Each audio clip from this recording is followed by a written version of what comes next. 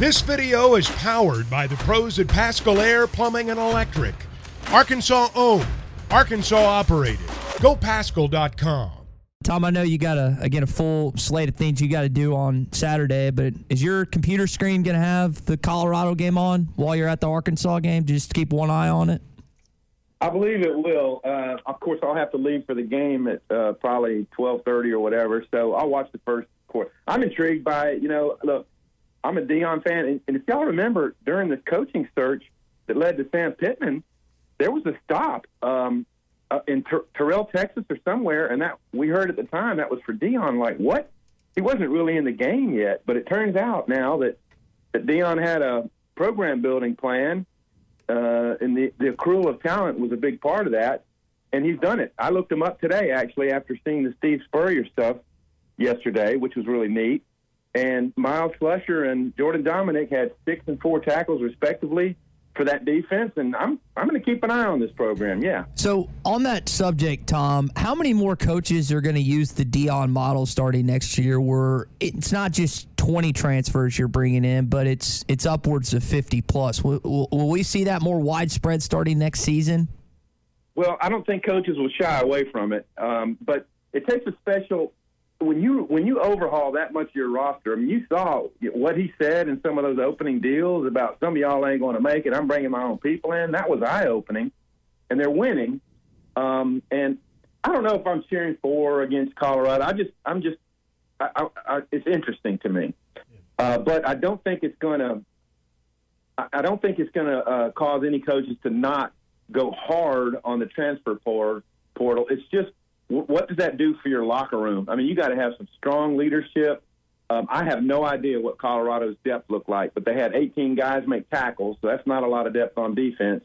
Although it was a tight game all the way through, et cetera. But with Shedeur Sanders at quarterback, they have a system in place, and they have garnered a lot of attention from the sporting public. And Bob and I, for the Colorado State game in 2018, we went over to Boulder, and we're just walking around, and just so happened a guy was riding on a little golf cart thing, and we asked him if we could go in. The guy let us in the stadium, and we got to look around. It was Folsom Field was a pretty cool deal. So what a setting out there in Boulder. And you're right, they don't get the acclaim or the coverage, but he is making that happen. Yeah.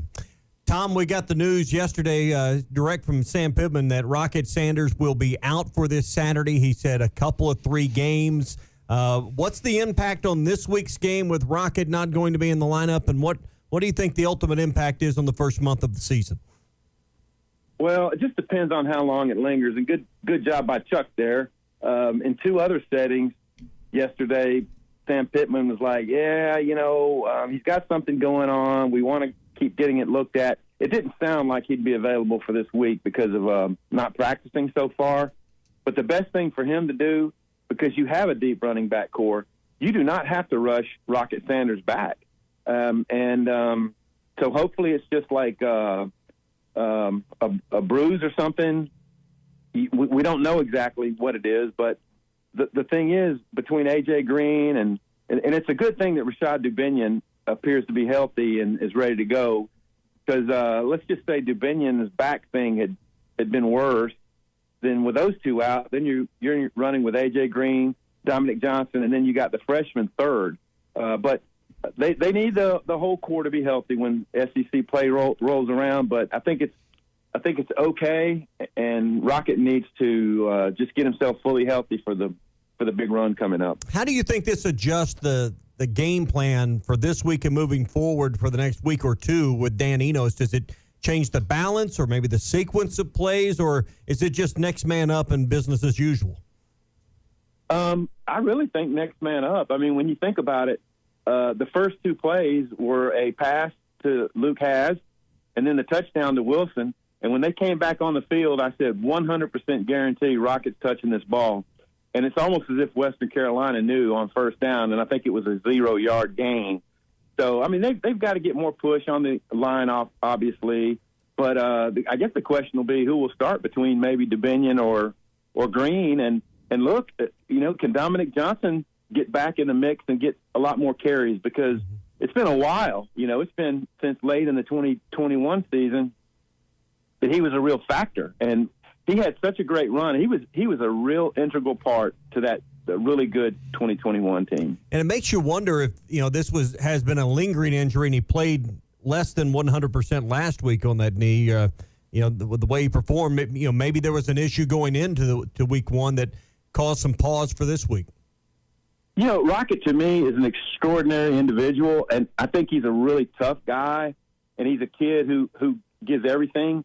And I do wonder if there was something going on. He kind of knew in the back of his mind, this doesn't feel quite right, but he didn't want to say anything because Sam Pittman kind of made it clear that it wasn't until Sunday morning that Rocket mentioned that there was swelling. So I hate it for the kid. I saw him on the bike 2 days ago, or I can't remember. I think it was Tuesday, and just said, hey, man, I hope you start feeling better. And Rocket's like, I really appreciate that. He's a good kid, and want the best for him. Tom Murphy with us here on the McClarty Daniel Hotline. Tom, one of the other things Coach mentioned yesterday is the fact for, I think only the third time in his tenure, they actually got to play a wide variety of people, not just the second team, but the third team as well. How much of an impact do you think that could have later on in the season, especially if they get to do it again this Saturday for maybe some guys that will play due to injury? Yeah, it's a really big deal that they were able to get younger guys. You could tell Sam Pittman's and Chuck was talking to him about it. When do they make that call? And I was a little surprised to hear that it was Saturday morning, but that's when it was. And okay, if we go to full bench clearing mode, I'm going to give the call, and you guys have your deployment of players ready to go. And yeah, a lot of guys got to play. And look, you're going to be making big decisions. So we saw Deion Dozier. We saw a lot of the other freshmen. Is he going to stay in the rotation all year? Or can you play him in the Kent State game and maybe BYU, and then just see if you want to play him in one other game and then, in the bowl and try to redshirt them. So I think it's a very welcome event that they were able to clear the bench, because they just didn't get that opportunity much. He mentioned the Auburn game, which was pretty neat. And maybe one other game in his tenure that they were able to do that. Tom, last thing before we let you go, one of the guys that didn't really play last game was Bryce Stevens, and again had a touchdown against Mississippi State, had that punt return against Missouri State. Is it just a case of him falling behind in the depth chart to this point? I suppose so. When Sam Pittman made the comment last week that Deion Dozier and Desmond James were in their top 6 or 7, he mentioned, I'm like, well, who are they ahead of?